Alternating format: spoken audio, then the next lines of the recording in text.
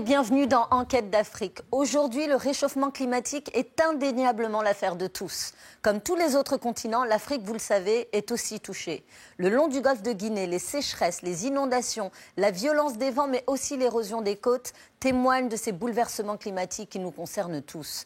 Les conséquences de ce réchauffement sont particulièrement visibles sur le littoral atlantique. En Côte d'Ivoire, par exemple, où la cité du Grand Laou a pratiquement disparu sous les eaux. C'est le cas aussi au Sénégal ou en Guinée, entre autres.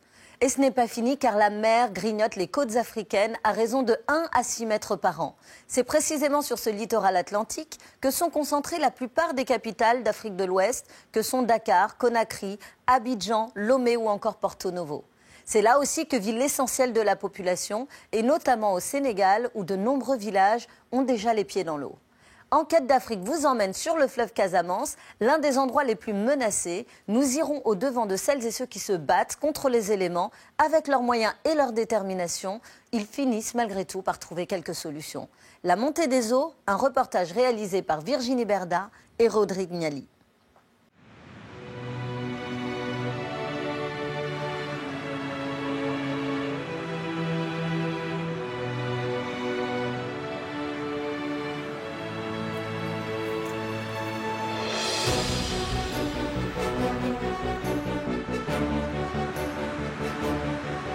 C'est sur les côtes sénégalaises que je vous accueille pour cette nouvelle enquête africaine.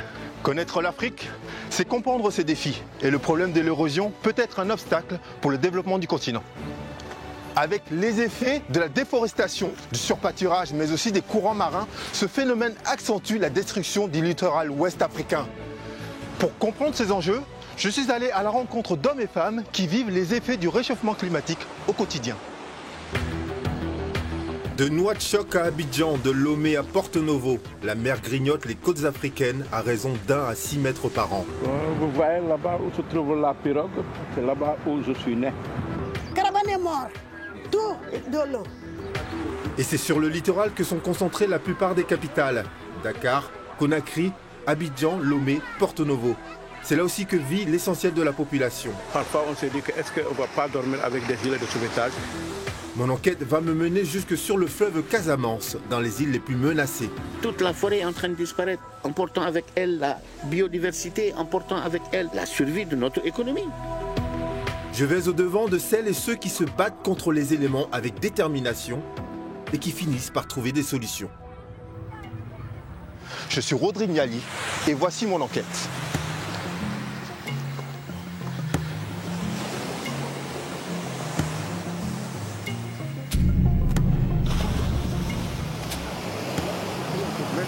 La maison de mon oncle.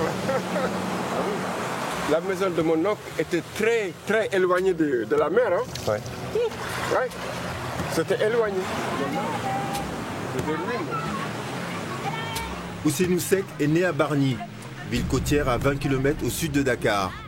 Puis il a vécu une vie d'expatrié au Gabon, en Belgique et aux États-Unis. Enfin, quand il est revenu au pays pour prendre un repos bien mérité, il a eu un choc. Alors qu'il pensait replonger dans les paysages de son enfance, l'océan Atlantique lui avait laissé peu de rêves. Quand vous êtes parti, comment c'était quand vous êtes revenu? J'étais impressionné. Hein. Quand vous êtes rentré, Ah, lorsque je suis revenu, vraiment, c'était, ça m'a touché un peu. Les maisons de mon grand-père, les mosquées, tout ça, destroy. Et ça continue, Ça continue, ouais. Ça continue. Ces maisons-là, lorsqu'on était enfant, oui. Pour partir à la plage, on arrive ici, on marche. Vous marchiez tout ça? On marchait.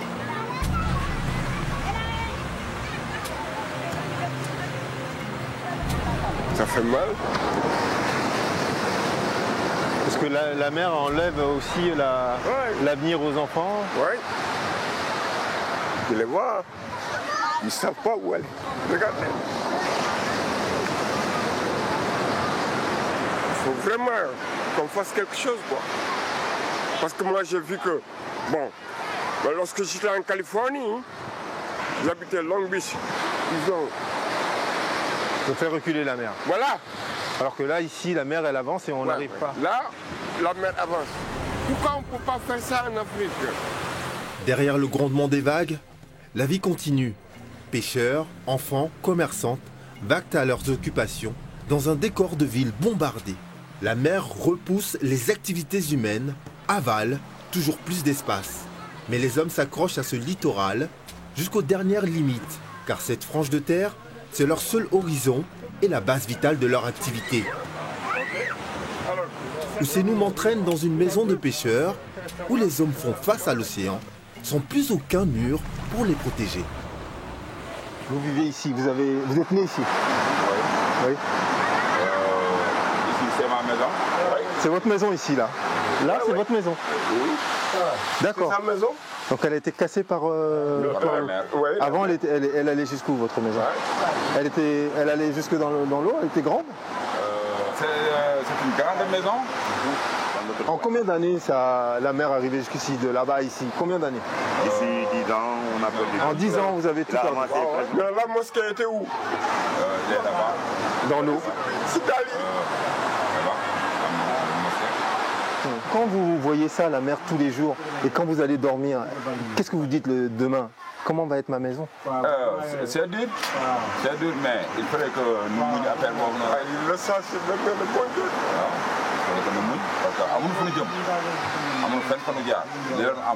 Tous ces phénomènes-là, moi je dis que vraiment, c'est chaque année, ça pousse. C'est Dieu quoi. D'accord. Dans l'avenir, on ne sait pas comment ça va se passer quoi. Je quitte Ousseynou et ses amis pour aller à la rencontre des femmes de pêcheurs.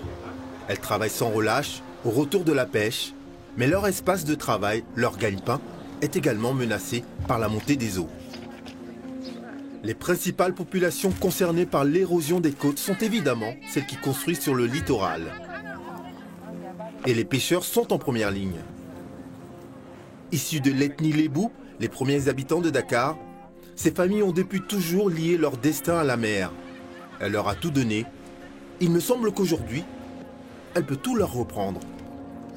Je me suis rapproché d'une ONG de protection de l'environnement pour aller à la rencontre de ces femmes.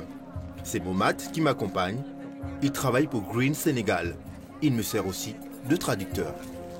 Quand on était petit, on faisait ça. Tu prends aussi. Ouais. Tu fais comme ça. Alors madame, dites-moi, c'est votre travail tous les jours?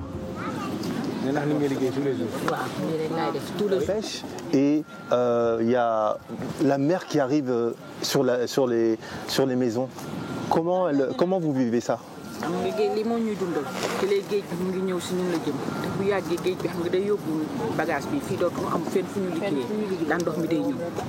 ndaxte baanaa lakk lu mat 20 kees 30 kees 40 kees léegi bu fii feesee 5 kees ngay am wala 6 sa morom am 6 fii fees doo am foo liggéey ndax géej bi gaal yi bu ñu tooy ren doo rek du ñu am lu ñu fa ñu liggéey fii de yëpp dafa fees day fees. Qu'est-ce qu'elle compte faire avec l'avancée de la mer? Est-ce qu'elle a des solutions pour elle? am une solution aussi géej gi dañu wax yooyu. amuñu benn solution nag. Ils n'ont pas de solution. Merci beaucoup. Merci. J'ai maintenant rendez-vous avec la personne qui soutient ces femmes de pêcheurs et qui se bat au quotidien pour faire respecter la nature. Elle est également originaire de Bargny. C'est une femme forte qui mène plusieurs combats en même temps et celui contre l'érosion la préoccupe particulièrement. Elle a créé Green Sénégal. Il s'agit de Woré Ganasek. Salam alaikum. Woré n'est pas seule. Elle a été rejointe par Ousseynou qui ne manque pas une occasion de témoigner. Cette plage n'a pas été choisie au hasard. C'est là que se tenait la maison du grand-père de Woré. Une maison emportée par la houle, comme beaucoup d'autres, laissant à chaque fois les familles totalement démunies. Alors moi je suis venu à votre rencontre aujourd'hui pour parler de ce problème d'érosion. Le problème de l'érosion côtière est le problème crucial de la ville de Bargny. Pas seulement Bargny, mais de tout le littoral sénégalais. Vous allez à Saly, la même chose. Vous allez à Joal, la même chose. Vous allez jusqu'en Casamance, c'est aussi les problèmes. Donc le littoral du Sénégal, c'est 718 km. Mais dans chaque site, il y a un problème crucial. Et c'est pour ça que le Sénégal a identifié comme priorité liée au changement climatique la question de l'érosion côtière. Nous sommes attachés à la mer, donc notre vie c'est la mer. Nous habitons ici jusqu'à ce que notre maison tombe et à ce moment on peut départir. C'est-à-dire que les habitants voient ce rivage grignoter tous les jours et se retrouvent sans défense. Non, je n'ai pas grignoté, c'est même pas, ça a été phagocyté par la mer. Ça veut dire que si je vous dis plus de 100 mètres sont partis, bon voilà quoi. Les maisons sont dedans. Mon grand-père habitait ici. C'est une vraie détresse en fait. C'est terrible. Hein. On a même honte. Quand ça arrive, que la dernière fois, quand la houle est arrivée, moi j'étais très triste, très malheureuse. Ah ouais. Parce que bon, je suis à la mairie, je suis premier adjoint au maire. Et devant ce problème-là, je n'ai su rien faire.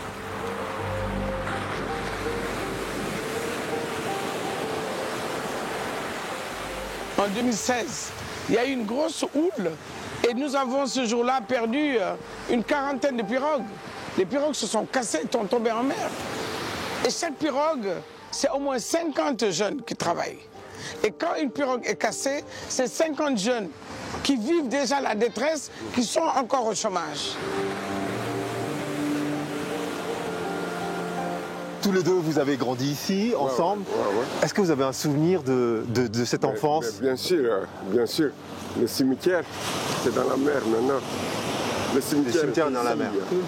C'est dans la mer. D'accord. C'est dans la mer. D'accord. Ça a été déterré par la mer, par la houle. Ouais. Les pêcheurs sont là. Ce sont mes cousins. Hein. Ils sont solidaires aussi. Oui. Très solidaires. Vraiment, il n'y a pas un matin que le bon Dieu fait. Quand je suis à Bargny, demande-lui. Tu me vois tout le temps ici, non? Oui. Tous les matins. Je suis là. Je suis là. Tu veux voir ses parents. Voilà, c'est ça. C'est ce qui nous fait fort. Vous êtes attaché à la mer. Voilà, c'est ça. Même si elle vous détruit, vous êtes attaché. Voilà.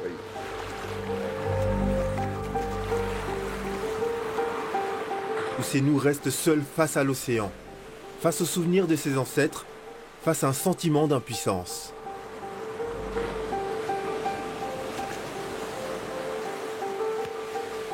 Sous les flots, le cimetière, la mosquée, les maisons, les rues, tout a disparu. Pendant ce temps, Woré m'embarque dans sa voiture.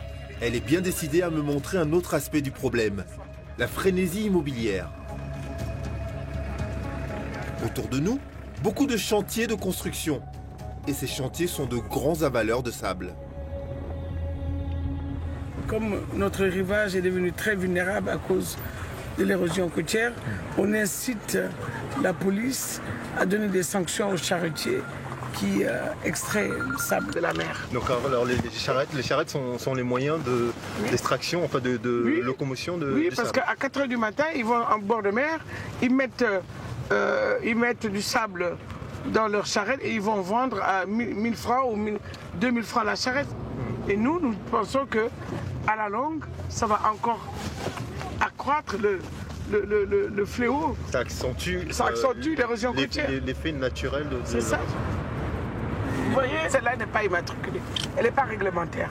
Parce qu'en matière de lutte contre l'érosion côtière, nous avons insisté, et même dans la loi, le Code de l'environnement, insisté sur le fait que les charrettes doivent être sanctionnées lorsqu'elles extraient le sable de la mer. Interdire et sanctionner est une chose, mais Green Sénégal développe aussi la sensibilisation, l'éducation. Des sites de vente de sable autorisés sont installés à proximité des chantiers. Ici, la population peut acheter un sable de qualité différente, moins rare, le sable de dune. Mais il ne fait pas vraiment l'unanimité. Bonjour. Comment allez-vous? Bonjour Daouda. Dites-moi, qui est ce monsieur? Daouda, ça fait partie des jeunes du village qui se sont engagés dans l'environnement en créant des spots dans la ville pour lutter contre l'extraction du sable marin. Est-ce que les gens préfèrent le sable de mer ou le sable de dune? En général, sable de mer. Non, en général, le sable de mer. Oui, oui. On est obligé de prendre le sable dune. Et c'est pour ça que les gens, ils mélangent le sable de dune avec les grains de riz pour donner plus de résistance aux briques. Les grains de riz, c'est ça. C'est du béton broyé. Donc vous concassez les pierres, c'est ça? Oui. Donc c'est pour ça que vous appelez ça des grains de riz, parce que c'est très léger. Ouais, c'est très fin, on les mélange avec le sable pour faire des briques. D'accord. Je vous souhaite bon courage pour la Je quitte Woré pour continuer mon enquête sur la plage. La belle plage de Malika qui, comme des centaines d'autres en Afrique, est victime de pillages. Chevaux et charretiers profitent d'une après-midi de repos. Je me glisse parmi eux pour poser quelques questions. Grand, je peux te filmer? Ok. Et ils transportent quoi? C'est pour les gens ou c'est pour quoi? Le travail. C'est quoi le travail? Ouais.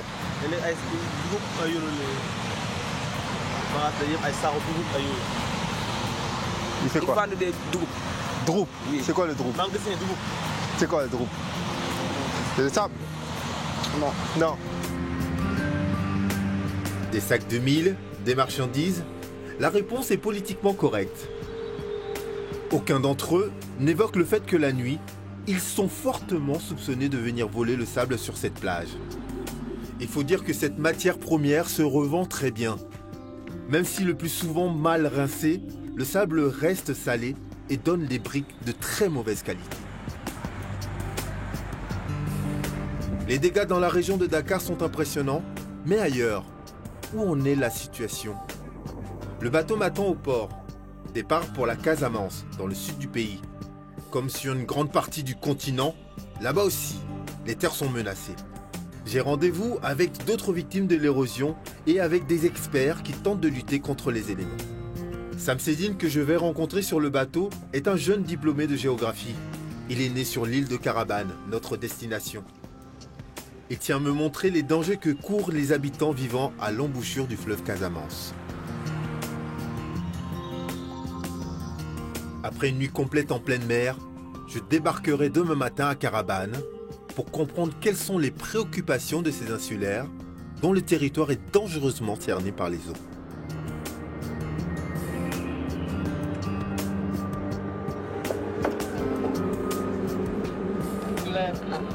Il fait encore nuit quand je retrouve Samsedine ce matin. Le bateau est déjà en train d'accoster à Carabane. Je vais prendre une leçon de géologie et savoir pourquoi la côte atlantique est particulièrement touchée par ce problème climatique. Bonjour Samsedine. Bonjour. Comment ça va? Ça va très bien. Alors on est déjà arrivé à Carabane aussitôt? Oui, on est arrivé à Carabane, on a eu un commandant très efficace et donc on en profite pour voir le lever du jour. Quelle est son histoire? Il y a une histoire géologique, il y a quelque chose que tu pourrais m'expliquer? Oui, ce qu'il faut comprendre, c'est que l'île de Carabane se situe dans ce qu'on appelle l'estuaire de la Casamance. Mais également, la colonisation est passée par Carabane. C'est une île vraiment très riche en histoire géologique, mais également en l'histoire d'occupation spatiale. Il n'y a pas que Carabane dans l'estuaire? Oui, derrière Carabane, il y a beaucoup d'autres îles. Vous avez l'île de Wendai, l'île de Ehit, etc. Mais également, à la rive droite, vous avez une île qui se trouve juste à l'entrée, avant Carabane, qu'on appelle l'île de Djogé. Et des îles qui sont ouvertes à l'océan Atlantique, donc sont grignotées petit à petit par les vagues, par les courants marins, mais également par la houle. On a de la mangrove, mais on a quand même la mer qui continue à grignoter l'île. Oui, dans les îles de Djogé et de Carabane, vous vous rendez compte que ce sont les zones où la mangrove ne peut pas pousser, qui sont les zones les plus menacées.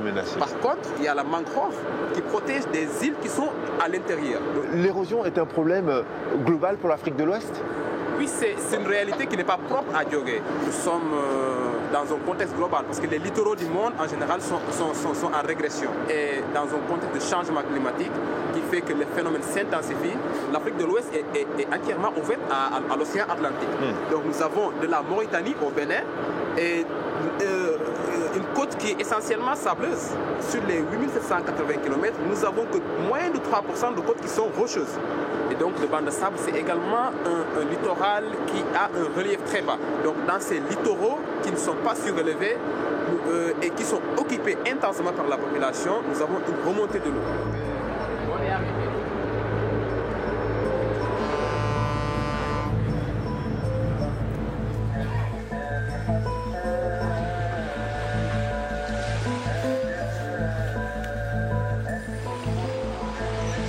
Carabane est l'île emblématique du fleuve Casamance. Elle est connue pour son passé historique, un poste avancé dans la traite négrière, une place stratégique du commerce et du pouvoir colonial. C'est encore aujourd'hui l'un des fleurons du tourisme culturel avec Saint-Louis et Gorée. A priori, elle a tout pour plaire. Je démarre donc cette nouvelle journée par des images d'un lieu qui ressemble bien à une carte postale. La plage n'est certes pas très large, mais il n'y a rien d'alarmant au premier abord. Mon compagnon de voyage, Sam Sedine, va me rappeler à la dure réalité.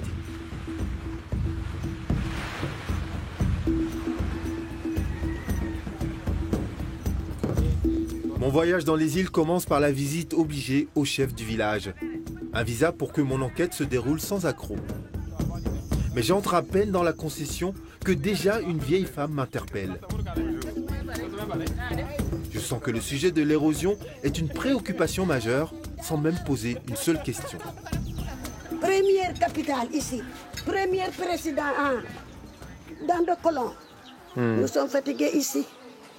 Nous sommes fatigués. Ici, la première capitale, ici, à Carabane.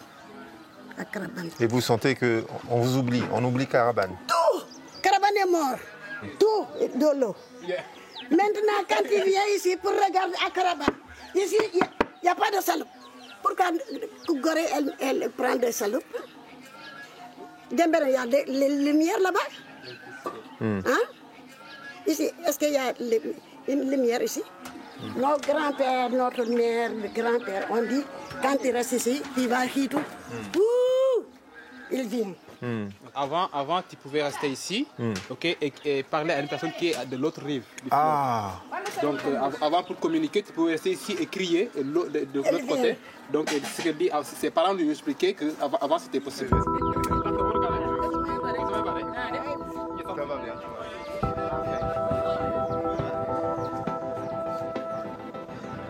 En tant que chef du village, comment on voit l'avenir quand on voit l'eau qui avance? Comment vous ressentez tout ça? C'est pas facile à expliquer parce que ça c'est une peur pour le village, c'est une inquiétude quoi, pour nous. C'est une inquiétude. Tous les jours. Tous les jours. Et on a besoin de beaucoup d'aide qui peut nous aider à faire du ciment, du béton armé, des épis en béton armé, c'est mieux. Est-ce que les autorités ou les bonnes âmes travaillent avec la population? C'est l'État qui a voulu construire un port à Carabane. Parce que tout simplement, l'île de Carabane, c'est une île centrale. Et l'ensemble des îles alentour peuvent en bénéficier. Donc on a construit ce port pour tout simplement redynamiser l'économie locale. Mais malheureusement, en construisant le port, ils ont juste protégé la partie concernant le port. Et l'eau, bien évidemment, tu bloques l'eau d'un côté, elle va se déverser dans l'autre, dans le sens inverse. Donc il y a la partie juste qui suit la zone protégée, mais le phénomène d'érosion s'est accéléré. Ah oui. Parce qu'ils ont protégé juste le port. Le port. Mais même les paletiviers, tout ça, c'est complètement dégagé. Il n'y a plus rien. D'accord, merci beaucoup. D'accord. Merci, bonne journée. Merci.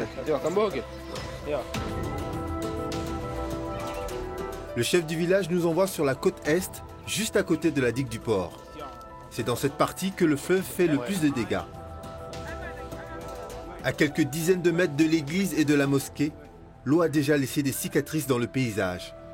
Elle creuse là encore le quotidien des pêcheurs, tous les jours, un peu plus.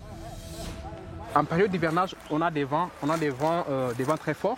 Et donc quand les racines ne tiennent pas bien, donc les vents facilement terrassent les arbres. Waouh, c'est impressionnant. C'est impressionnant. Il ne faut pas négliger la force de la nature. Un baobab, arbre sacré, a succombé aux assauts du vent, de l'eau et du sel.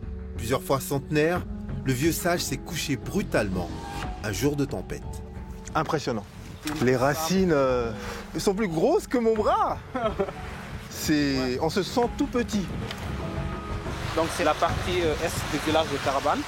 et qui est la partie la plus menacée. Devant ici, il y avait des maisons. Il y avait des maisons là. Okay, qui ont eu à se déplacer parce que tout simplement la mer a envahi. On voit ici par exemple, vous voyez les ordures que vous voyez là, pour juste essayer de lutter contre l'avancée de la mer. Là-bas, la zone est bien protégée, mais ici le phénomène s'est accéléré. Okay? Donc l'idéal c'était quoi? Que le projet devait au moins continuer la digue, parce que ça ne fait même pas 400 mètres. Donc continuer la digue là, et pour pouvoir protéger les populations. Ici l'État a juste protégé son investissement. C'est pourquoi on s'est tout le temps demandé si réellement le projet là, il y a eu une étude d'impact environnemental. En fait, les ordures que vous voyez ont une utilité assez importante pour essayer de voir si ça peut ralentir le phénomène. C'est pas ce qu'il y a de mieux à faire, mais quand on est désarmé, c'est la seule défense. C'est la seule défense.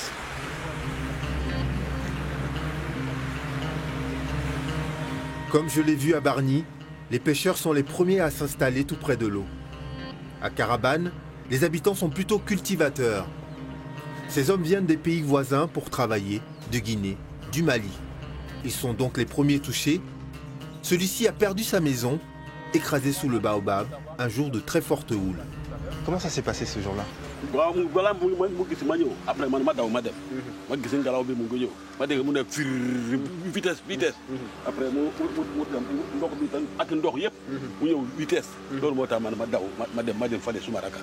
Est-ce que vous avez eu peur ce jour-là?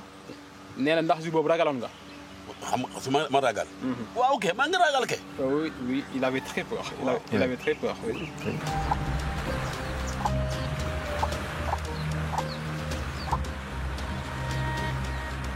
En 86 boobu laa ñëw fii boobu fële la ñuy teer gaal yi fii yëpp amoon na ay néeg amoon na ay benting am na ay noix de cocotier ak fromager en pagaille fii léegi ndox bi yëpp na yëpp mais lu ko gën a gaawloo mooy port bi waaw bu ñu defee port bi ba pare léegi place bi ndox bu mu waroon a jël fale mu gën a dugg léegi man fii même sama lafin bi gis nga fii dafa soriyoon trop jël na yëpp premier bi su ma amee jën bu baax mun na am 100 kilos jën bu fumier mais tey awma même place 50 kilos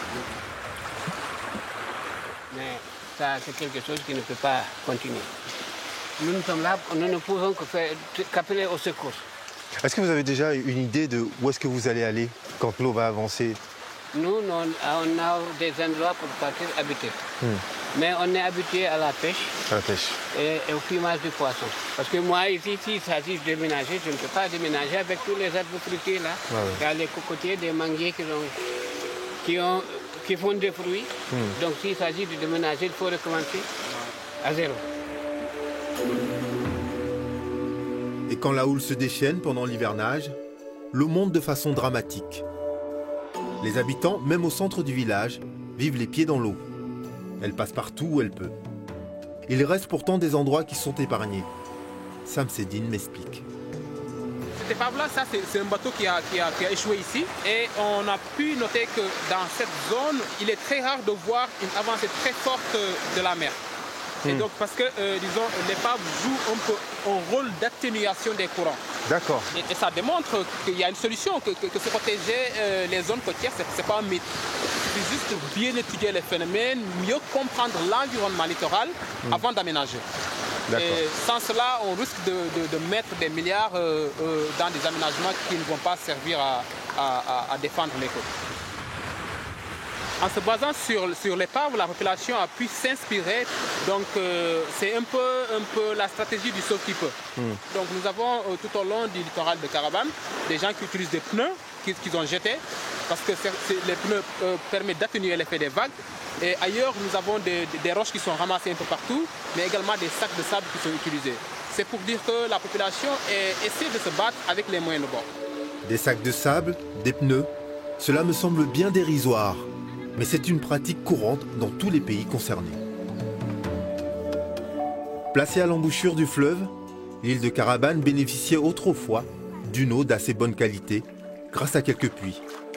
Détruisant le littoral, inondant les terres, l'eau salée attaque également le sous-sol. Une intrusion dangereuse pour les populations. Alors là, c'est le puits du village. Oui, c'est le puits le plus utilisé par la population. Et comme tu peux le voir, le puits n'est pas trop profond. Donc quand il pleut, donc l'eau s'infiltre au niveau de la nappe, l'eau est stockée là-bas. Plus la population puise la nappe, ça sèche en fait. Et la nappe phréatique n'est pas épaisse. Si on va beaucoup plus en profondeur, on retrouve une autre nappe. Mais cette fois-ci, c'est une nappe d'eau salée. L'eau douce est plus légère que l'eau salée. Donc, logiquement, elle se met en dessus de l'eau salée. Donc, nous avons une salinité de l'eau qui devient de plus en plus importante. Plus on s'approche du mois de juin, plus on a une eau qui a un goût salé. Parce que là, elle se fait infiltrer. Elle se fait infiltrer. Et qui fait que quand on est en période de crise intense d'accès à l'eau potable, pour pouvoir avoir une eau de consommation, la population est obligée de se déplacer vers l'intérieur, vers l'école. Là-bas, nous avons un puits qui a une eau plus acceptable. Il faudra marcher. Donc ici, il n'y a pas de voiture. Il n'y a pas également un animal qui nous permet de transporter l'eau, mais ce sont les enfants. Et c'est devenu une habitude pour eux, ça fait partie de la vie. C'est devenu normal, c'est devenu normal, mais on sait que le temps que les enfants prennent pour aller chercher de l'eau, c'est un temps qui pourrait être consacré aux enfants pour se reposer, premièrement, mais également pour réviser leurs leçons. Alors, ce problème d'érosion, en fait, n'est pas juste un problème qui touche les côtes, c'est aussi un problème qui touche en plein cœur le village. Oui, c'est beaucoup plus le phénomène qu'on appelle de l'intrusion saline.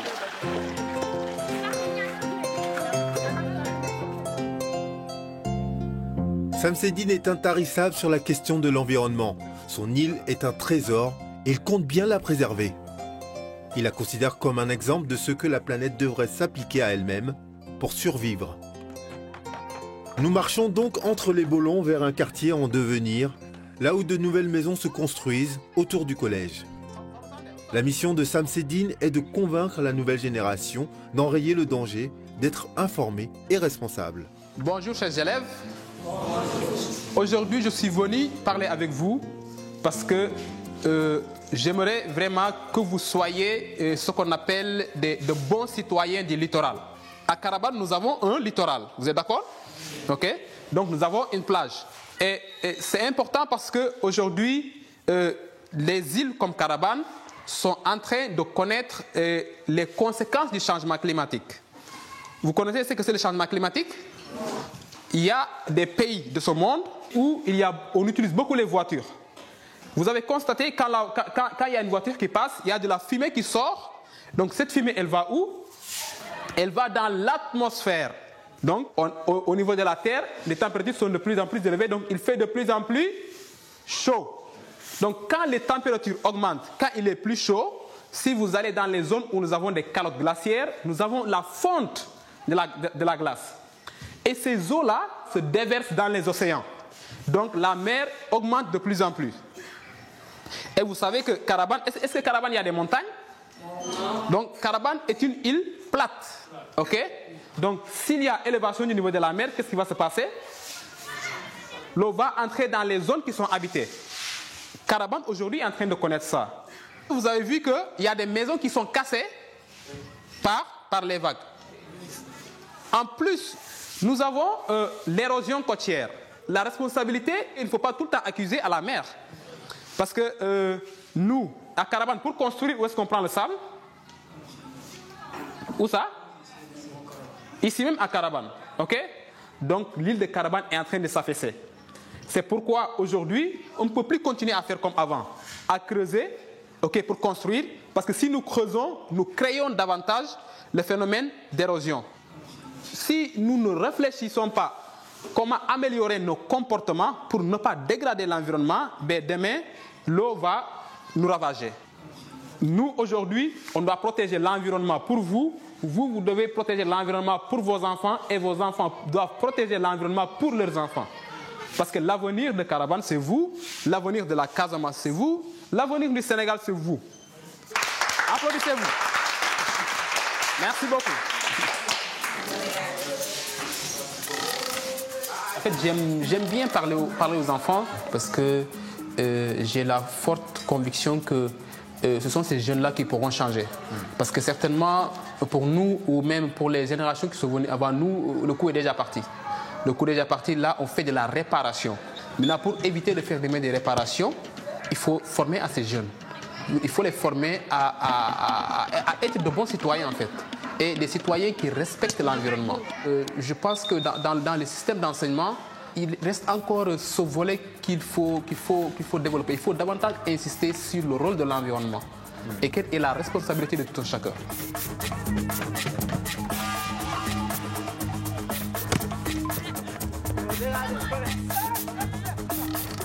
À environ 2 km du village, les femmes ont installé leur potager.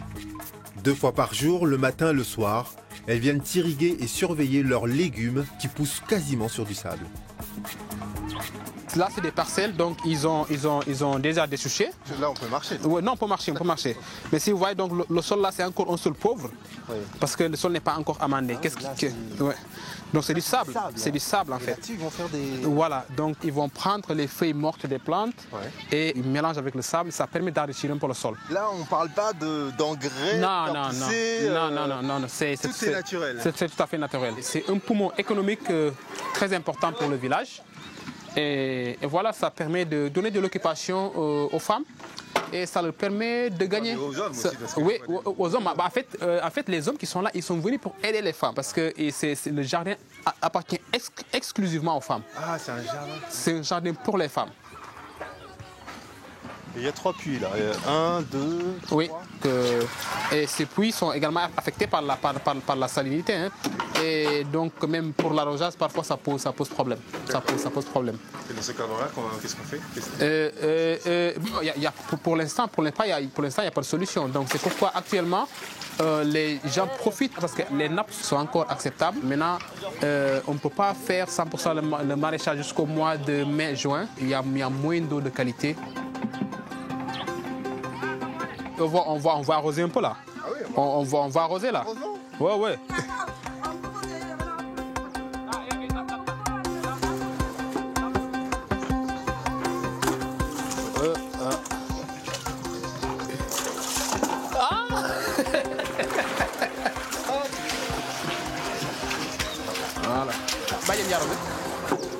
On choisit ce qu'on veut. Ouais. Okay. Donc si le sol est bien amendé, en principe tout produit. Ok, comme ça. Ok. Ah ouais, c'est toute une technique. Voilà. Ok. Et qu'est-ce qui se passe si l'eau est trop salée sur les aliments? Toute plante, pour pouvoir bien se développer, a des exigences. Donc, si c'est trop salé, soit la plante ne pousse pas, ou bien elle donnera une très faible production. Donc, la salinité, vraiment, ça n'arrange pas. Ouais. La parcelle, c'est à vous là? À la famille? À ma femme. C'est à madame. À votre femme? Ouais. Ah oui, c'est des parcelles pour les femmes. Alors pourquoi vous êtes là aujourd'hui? Parce qu'elle est partie en voyage. Ah ouais. Et donc vous reprenez? Et du coup, je prends sa place. Ah, voilà. Sinon, ça va rester sec.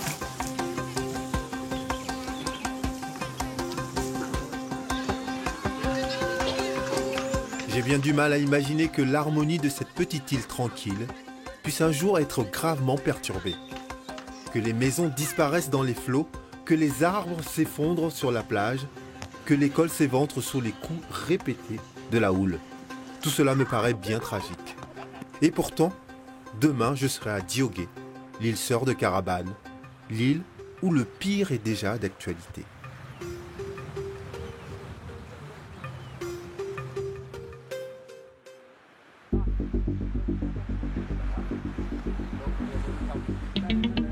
Diogué est la première de toutes les îles à l'embouchure du fleuve Casamance, celle qui fait face à l'océan Atlantique, la plus exposée.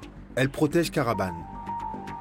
En débarquant, Samsedine me présente à Tab, un membre actif de son association de défense des îles de la Basse Casamance. Ici, le paysage est marqué. La tragédie de l'érosion est une réalité de tous les jours. Alors quand je vois ça, personnellement, ça me fait vraiment peur. Comment vous vivez ça, vous?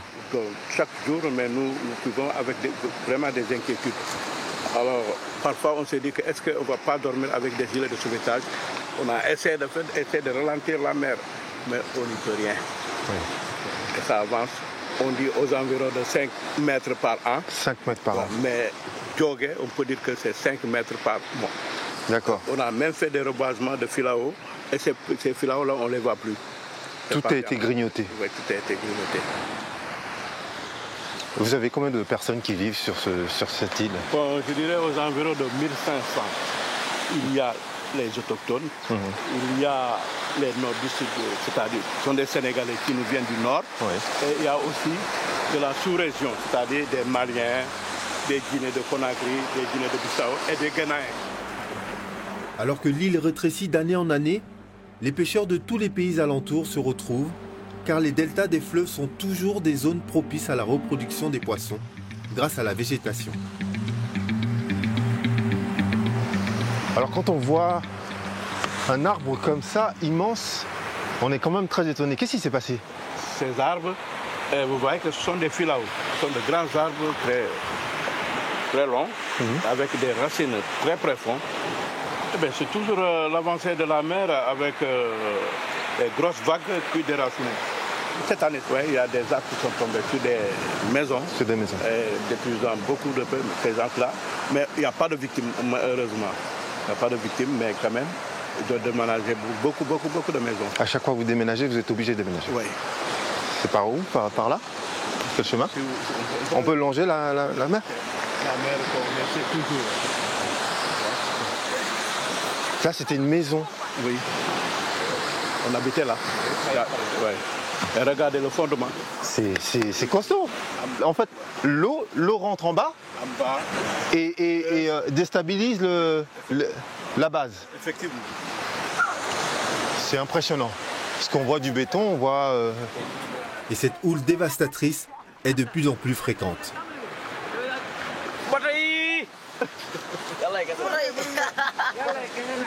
Ça, c'est des jeunes pêcheurs? Oui, ce sont des jeunes pêcheurs. Et aujourd'hui, ils sont là et personne n'est sorti en mer aujourd'hui? Oui, aujourd'hui, parce que la météo a dit que la mer sera houleuse. D'accord. Donc, par précaution, il reste. Parce que la houle est dangereuse pour les pêcheurs. Oui, c'est vrai que l'hivernage, c'est les tempêtes. Les tempêtes. Donc c'est un vent qui nous vient de l'autre côté. Ça nous vient de l'est. Ça ne vient pas de la mer, mais ça vient de l'autre. Et actuellement, on dirait qu'il y a un dépassement. Il fait plus frais, il fait plus chaud, il pleut, s'il devait pleuvoir, il pleut beaucoup. Je dis que c'est le phénomène climatique. Ça joue sur l'agriculture et ça joue sur la pêche même. Ça fait maintenant, si je calcule bien, une quinzaine de jours, ils ne sont pas partis en mer. Hein. Ah, ça fait 15 jours qu'ils ne sont pas sortis en mer.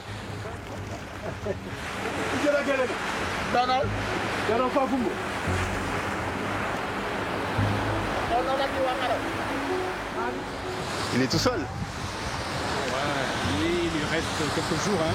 Ah, c'est impressionnant. Habituellement, le poisson séché sur place est renvoyé dans les pays d'origine des pêcheurs. On trouve ici toutes les nationalités de la sous-région. Le marché est florissant, mais avec la diminution des ressources et un territoire qui rétrécit de jour en jour, je me demande ce que l'avenir réserve à ces populations. Ce jeune de la Sierra Leone est optimiste. Okay. How is the life with the people originally live here? How do you mix with the people here? Well, the people, because we are plenty people. We are different people from Conakry, and Ghana, Freetown. To do this kind of work. Yeah, this fishing work. Okay. Yes, the other people here is Jola. Yeah, Jola. So we do things with them. Yeah. We're all the same, no problem. No problem. It's easy life. Yeah, easy life. Okay. We're all the same because we're all in Africa. Okay. Supposed to be each and other supposed to be the same. Okay. Good luck, Dan. Yeah, good luck. Thank you very much. Yeah, thank you. Nice to meet you. Yeah, me too. God will bless you. Thank you.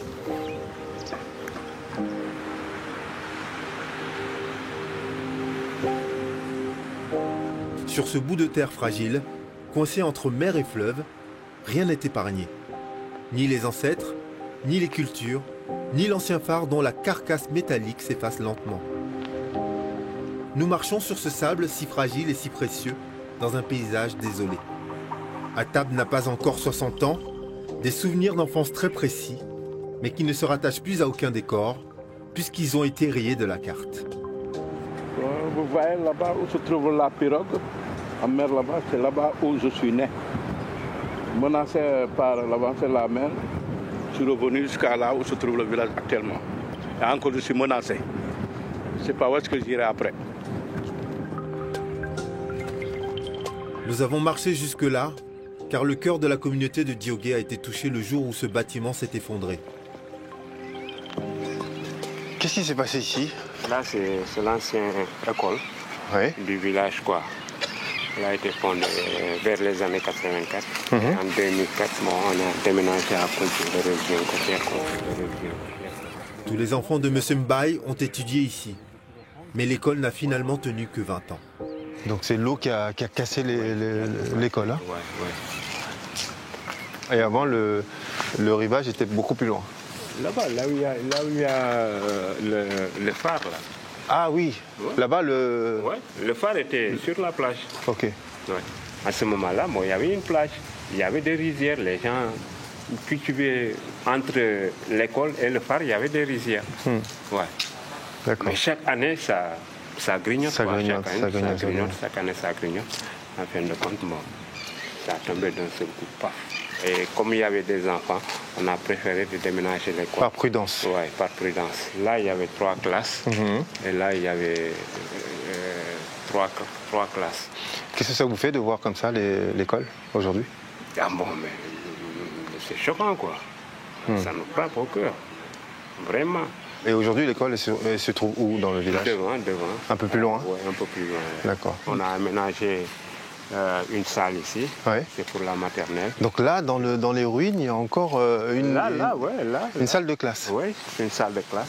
Ouais. Pourquoi vous avez gardé en plus les plus petits dans cette ruine?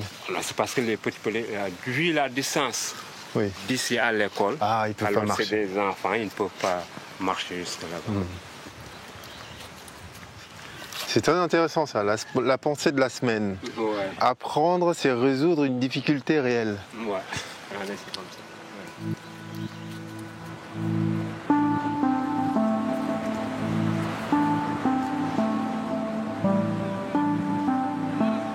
Diogué a toujours été un carrefour de pêche très important pour la région.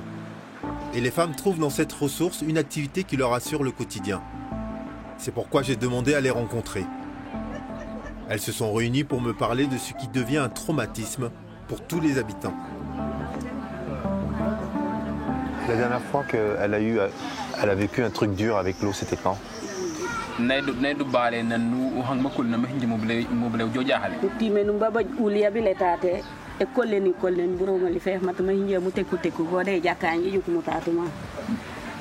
nande commencé mbosi tinje tangata kumbukata di des problèmes mata ul nanone ne bile rek dene fane getu me.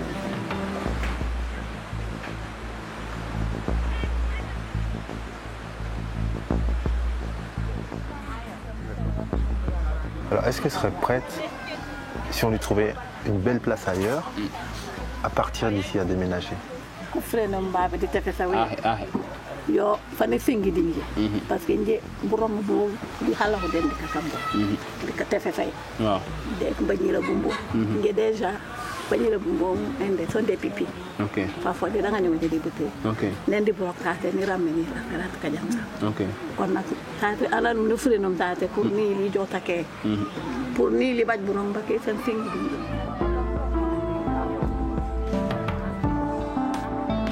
En quittant cette île, épuisé à force de lutter contre la terrible menace de la mer, je sens bien qu'il est temps de trouver une solution.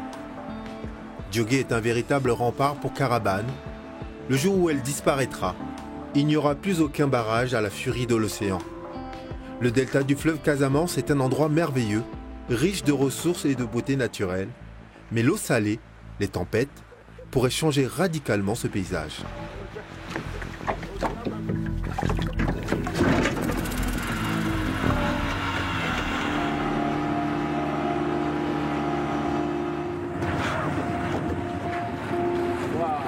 Accompagné d'un banc de dauphins, aussi à l'aise en pleine mer que dans ce fleuve de plus en plus salé, je me pose une question essentielle.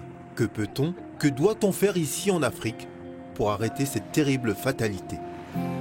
Avec les assauts de la houle, la disparition du sable, la salinisation de l'eau douce, il reste le problème de la déforestation. Avant de repartir en avion vers Dakar, je dois rencontrer près de Ziguinchor l'un des plus grands écologistes du pays, Haïdar El Ali. Ancien ministre de l'Environnement, puis de la Pêche jusqu'en 2014, ce natif du Sénégal a consacré sa vie au reboisement, de la mangrove d'abord, et aujourd'hui des vergers nourriciers dans les villages. Malheureusement, les trafiquants de bois précieux sont beaucoup plus rapides que ceux qui plantent les arbres.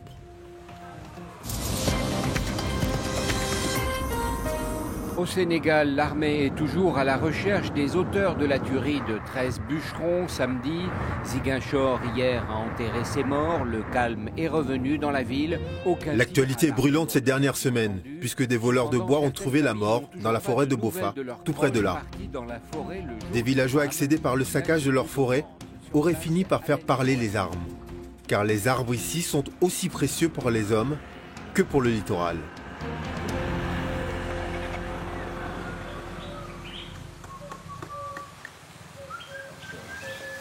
Cette petite graine va donner un arbre immense. Ah oui. Oui, mais bon, après 30 ans. Hein. Donc on donne des arbres dont les gens ont besoin, qui leur apportent et à manger et de l'argent. Parce que les fruits, c'est des vitamines, ça permet aux enfants d'être résistants aux maladies, à toutes sortes de maladies. Hein. Et ça implique les gens aussi à préserver la ressource parce qu'on va couper une essence sauvage, mais on ne va jamais couper des agrumes ou l'avocat. L'avocat rapporte après 7 ans quand même... presque 250 000 francs par année. Le coco, c'est pareil. Après 5 ans, il va produire 200 fruits par année pendant 120 ans. En Afrique, en général. Hein. Il y a un gros problème de déforestation et d'érosion des côtes liées à la déforestation. Il y a un gros problème de prélèvement du sable pour la construction des hôtels, des infrastructures, et qui cause cette dégradation du littoral. Donc c'est un problème, mais pas que africain seulement. Dans les pays soi-disant développés, industrialisés, ils ont les moyens de faire front.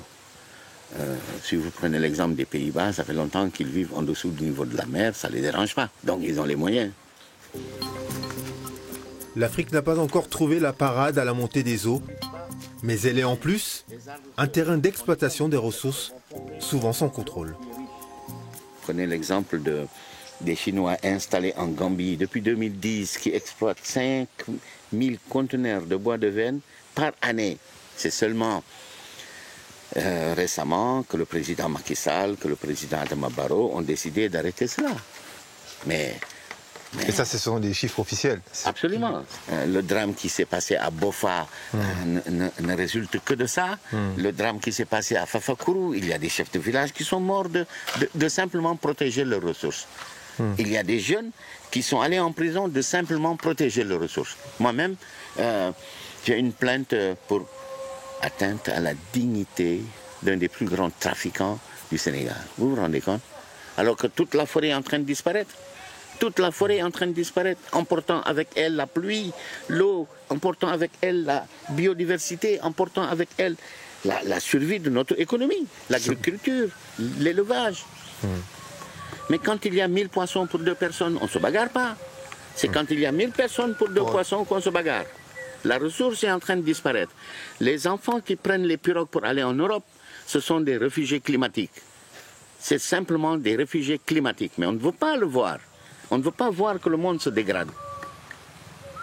Quelle est la relation entre les arbres coupés et l'érosion? Quel est l'impact? Ah, mais c'est complètement lié. C'est complètement. Vous savez, les forêts, les arbres, elles sont capitales vraiment pour la survie des sols, pour la survie du littoral. Avec les feuilles, on attire les pluies par la transpiration des arbres. Avec les racines, on retient le sol.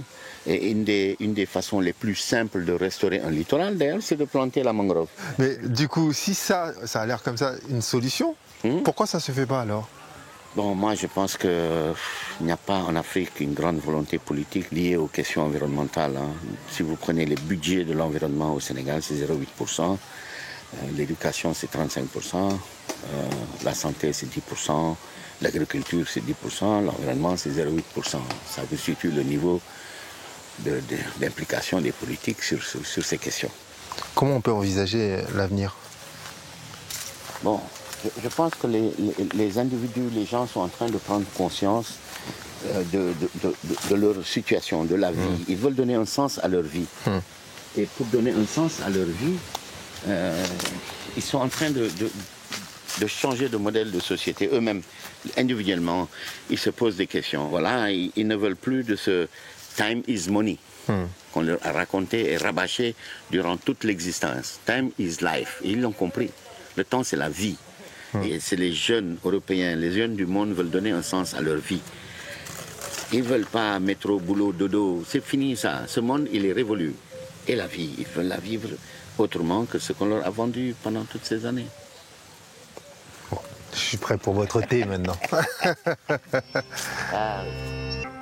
L'état des lieux est alarmant. Mais les solutions existent.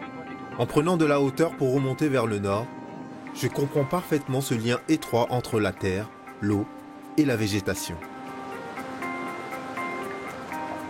La technique du reboisement est évidemment la solution la plus sage, car elle va dans le sens de la nature. Mais le béton est souvent l'autre réponse apportée par les autorités quand il faut réagir rapidement à une situation catastrophique. C'est ce qui s'est passé à Rufisque, où j'ai le plaisir de retrouver Woré, toujours en première ligne dans le combat contre l'érosion. En 2009, les populations de Tchaoulène se sont soulevées pour protester contre les problèmes liés à l'érosion côtière. Parce que ce jour-là, le cimetière que vous voyez là-bas a été déterré.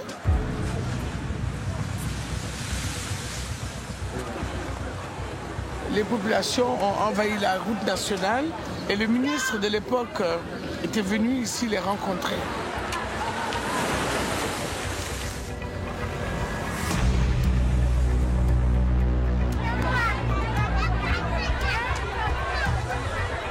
Et c'est suite à ça que le Sénégal a élaboré un projet pour essayer, n'est-ce pas, de faire des infrastructures de lutte contre l'érosion côtière. À Saly, on a réalisé des brise-lames et ici, on a fait ces digues de protection.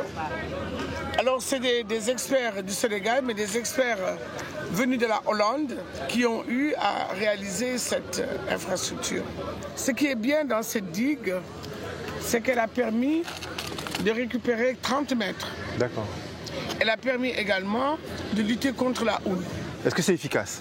Oui, c'est très efficace, mais le problème c'est que c'est trop cher. Une digue comme celle-ci, 700 mètres, ça a coûté 3 milliards.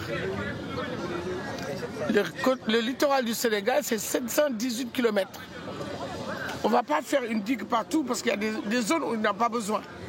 Alors il y a des méthodes beaucoup moins coûteuses. Il faut qu'on réfléchisse sur les zones les plus fragiles, essayer de les protéger avec la technologie la meilleure.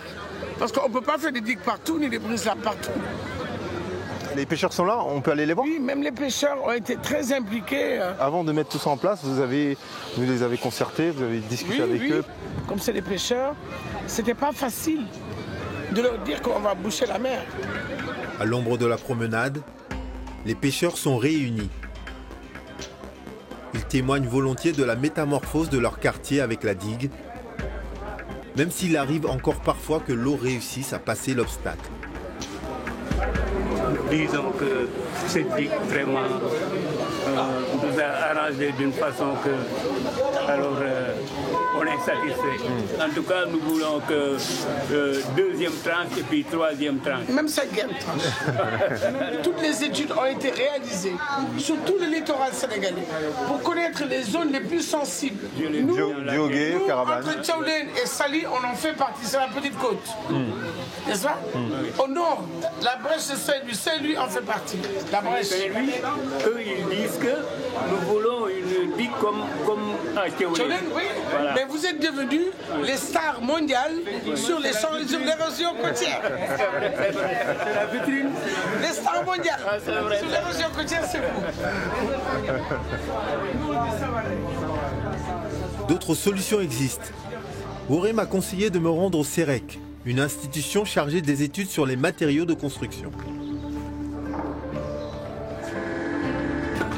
Monsieur le directeur. C'est le directeur qui m'accueille, Monsieur Gumbolo. Ce chercheur est allé jusqu'au Japon pour trouver des solutions. Il a aussi beaucoup étudié sur les côtes africaines, les endroits où, malgré la houle, le littoral ne se détériore pas. Et je vais voir toutes les îles qui sont autour de Dakar. Je commence par l'île de Ngor qui est la plus proche. La houle est très forte au nord, les vagues s'écrasent au nord de l'île, mais au sud de l'île, c'est tellement calme que les pêcheurs qui sont installés ici n'ont pas bougé depuis plus de 400 ans. Il n'y a jamais eu de houle, il n'y a jamais eu de vagues. Et il y a un village de pêcheurs qui s'est installé ici, qui dort bien. Donc moi je dis, aujourd'hui tout le monde s'attaque aux zones vulnérables. Moi je vais voir ce qui se passe dans les zones invulnérables pour savoir pourquoi ces gens-là ne souffrent pas de l'érosion. À l'extérieur se trouvent les prototypes que le CEREC espère pouvoir produire à grande échelle afin de sauver les sites en danger. Alors les voici les fameux tétrapodes. Oui, avec le moule. Les moules ont été conçus et dimensionnés ici au CEREC. D'accord. Les tétrapodes sont pour briser les houles. Ces trapèzes sont pour accumuler le sable. Oui. Il est difficile à le faire bouger. Il fait 4,5 tonnes. Allez, j'allais vous poser la question. 2,40 m de haut. Et il peut supporter des pressions de 8 étages. Et il peut briser des houles de 8 mètres. Comme celles les houles de 8 mètres, il n'y en a pas au Sénégal, il n'y en a pas en Côte d'Ivoire. C'est des houles qu'on trouve généralement dans le Pacifique au Japon lors des tsunamis. Et ici, on a des houles de 2,30 m maximum. En termes de quantité, combien vous pouvez en produire? Un moule comme ça, il te produit un tétrapode tous les 2 jours. Tous les 2 jours. Donc si on avait une cinquantaine de moules, on produit tous les 2 jours 50 à 100 tétrapodes. Le tétrapode. Et l'avenir? L'avenir. L'avenir. Merci beaucoup. Ne manque aujourd'hui que le feu vert et les capitaux du gouvernement pour démarrer la fabrication et apporter une solution africaine au problème. Il faut réagir rapidement, car le temps est compté pour les millions d'habitants qui vivent tout au long des côtes de l'Afrique de l'Ouest. Rodrigue Niali, merci de nous rejoindre sur ce plateau. Bonjour. Alors, je suis totalement sidérée de me dire qu'en 2018, face à une situation comme celle-là, qui est dramatique, 1 à 6 mètres de grignotage des côtes, c'est quand même énorme. Il y a quand même des aides internationales qui pourraient intervenir pour régler la situation avant qu'il soit un peu trop tard. C'est-à-dire que vous pouvez vous coucher un soir et puis le lendemain, voir que la mer est rentrée chez vous. Ou dans la nuit, la mer est rentrée chez vous. Donc c'est vraiment un problème très important. Alors maintenant, alors je ne vais pas rentrer dans tout ce qui est un peu aide internationale, pourquoi de l'argent n'est pas arrivé à temps pour pouvoir résoudre tel ou tel problème, parce que ça, c'est des situations étatiques. Ça concerne les gouvernements. Et vous savez qu'il n'est pas toujours simple de débloquer des fonds pour tel ou tel projet. Le littoral sénégalais, c'est 718 kilomètres. Donc on ne peut pas tout protéger. Il faut trouver des situations ou des lieux qui sont beaucoup plus exposés que d'autres et trouver des solutions pour ça. On le voit très bien dans votre reportage qui est très bien fait, c'est que il y a des risques pour certains qui vous disent je vais dormir avec un gilet de sauvetage parce qu'à la fin, quand vous dites que l'eau peut entrer dans la maison, mais elle peut aussi emporter des vies. On voit que ces pêcheurs qui sont dépendants de la pêche pour vivre, à chaque fois qu'il y a une montée des eaux, c'est des pirogues entières qui sont abîmées. Donc on parle d'une pirogue, 50 emplois pour les petits jeunes qui sont là et qui essayent de travailler. C'est autant d'emplois qui sont complètement anéantis. Donc la situation, elle est effectivement une question de survie, mais aussi une question économique. Et si on veut que les populations deviennent indépendantes, il faut leur permettre au moins de travailler et de vivre correctement. En fait, dans l'angle du reportage, on a essayé d'éviter tout ce qui est question un peu politique, parce que ce n'était pas le sujet. On voulait vraiment parler de ce problème qui est là, qui est aussi un problème pas que de l'Afrique, pas que du Sénégal, c'est un problème mondial. Exactement. Donc, parler de ça parce qu'on veut alerter les instances sur le réchauffement climatique. Sur le réchauffement climatique et ses conséquences. On va dire ça à M. Trump. Je pense qu'on aurait des difficultés à discuter, lui et moi, sur ce sujet. Voilà, c'est d'abord parler du problème, alerter, montrer que ça existe, montrer la réalité de certaines personnes, montrer la réalité de certaines populations.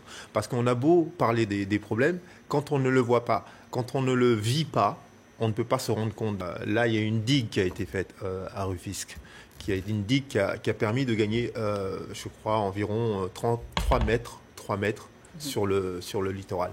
Cette digue a coûté 3 milliards de francs CFA pour beaucoup 700 mètres. C'est beaucoup d'argent. Voilà. Ouais. Donc, vous imaginez un petit peu le prorata par rapport à la surface et les fonds engagés. Toutes ces choses-là, quand on parle de gouvernement, doivent se mettre en place, doivent être assujettis à des textes, à un vote, ainsi de suite. Donc tout ça, ça prend du temps. Pendant qu'on légifère et qu'on prend du temps, les la mer populations continue à avancer. Voilà. Ouais. Et alors quand vous dites, vous donnez un chiffre qui est très intéressant, on se rend compte très vite que ça va coûter beaucoup d'argent. Est-ce que les États ont les moyens de cela? Alors, ça c'est la solution de la digue. Donc la digue, c'est très bien. C'est efficace tout de suite. Mais ce n'est pas la seule solution. Mais ce n'est pas la seule solution. Il y a d'autres solutions. Il y a des brise-lames. Il y a ce que moi, je peux prôner, c'est peut-être l'éducation. Mais ça, c'est une solution à très long terme. C'est-à-dire que l'éducation et l'information des populations pour pouvoir travailler en amont. Travailler sur la jeunesse, changer les comportements. Parce que l'érosion, ce n'est pas un effet simplement, par exemple, du réchauffement climatique. On sait que c'est la calotte glaciaire qui font l'eau monte. L'érosion, c'est un enchaînement de plusieurs causes. C'est-à-dire que l'érosion est causée par l'activité de l'homme. Parce que certaines personnes vont chercher du sable dans la mer pour construire des maisons. La déforestation est un très très gros problème. Très très gros problème, en tout cas dans la région où on a été, qui a des conséquences énormes sur l'érosion.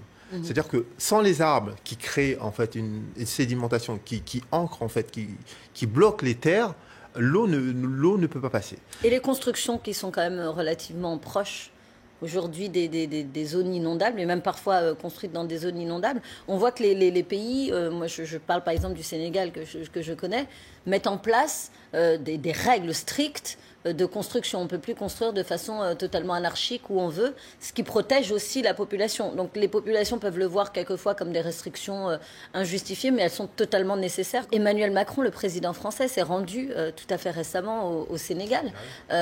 On a parlé d'argent mis sur la table. On parlait tout à l'heure des financements internationaux, mais on a parlé d'argent à ce moment-là. Il y a eu de l'argent qui a été mis. Est-ce que ça va aller justement à cette problématique? Alors, on a parlé d'argent pour protéger le tourisme sénégalais. C'est-à-dire qu'aujourd'hui, le Sénégal, depuis beaucoup de temps, enfin depuis très longtemps, le Sénégal mise beaucoup sur son tourisme. Oui. On a vu l'acte fort que j'ai trouvé fort personnellement. On y mange bien, on est bien accueillis, c'est plutôt sympa. Hein? Alors aujourd'hui, le Sénégal est le plus beau pays du monde. Exactement, dites-le. Mais on a vu l'acte fort, en fait, du président Macky Sall en enlevant le visa. À un moment donné, il y avait un visa pour aller au Sénégal. Oui, tout à fait. Cet acte a été très fort. Ça signifiait... Parce qu'il a impacté fortement le tourisme. Parce que vous étiez une famille de 4 ou 5, vous deviez payer 5 visas. Exactement. Ça remettait en cause la destination que vous alliez choisir. Voilà. Donc, ça a été même une erreur de mettre en place. Ça a été rectifié très très rapidement parce qu'on veut favoriser le tourisme au Sénégal. Bien sûr. Du coup, cette première démarche de la France par le biais de son président Emmanuel Macron est aussi dans ce sens-là. Quand on investit pour protéger un site comme Saly, la ville de Saly, qui a ses attraits touristiques et sa beauté, comme aussi Gorée, qui est aussi protégé. Saint-Louis du Sénégal. Voilà, Saint-Louis. C'est qu'à un moment donné, on sait que le tourisme peut rapporter économiquement à ce pays. Je vous ai vu les yeux pétillants à l'instant quand vous avez parlé de la force, du sourire, de la joie de vivre des populations qui luttent pourtant face à une situation un peu extrêmement même compliquée. N'ayons pas peur des mots. J'ai envie de vous poser la question de ce monsieur qui est extrêmement touchant pendant votre reportage, qui pleure beaucoup parce qu'il explique par exemple que le cimetière a été enseveli. C'est la mémoire des siens qui s'en est allé en même temps. On voit sa détresse quand il regarde les enfants, qui dit ces enfants ils ne peuvent plus jouer, ils n'ont plus d'endroit où jouer. Est-ce qu'on ne peut pas déplacer ces populations? Ce monsieur, son histoire est vraiment particulière. C'est-à-dire qu'il a quitté le Sénégal un peu plus jeune. Californie, voilà. Donc il a vécu aux États-Unis. Quand on part, on garde des souvenirs dans la tête de ce qu'on a laissé. Et quand on revient, on espère retrouver les mêmes souvenirs. Et quand lui revient, c'est de l'eau. Donc la détresse de Ousseynou est très très très très forte parce que il s'attendait peut-être à retrouver les souvenirs d'enfance, retrouver le cimetière, retrouver ses amis ou les enfants d'aujourd'hui qui jouaient comme lui. Et c'est pas le cas. La mer a tout avalé. Voilà, donc il était assez, comme vous disiez tout à l'heure, attachant. Et son histoire est très touchante aussi. Et sur le déplacement des populations, est-ce qu'elles l'acceptent ?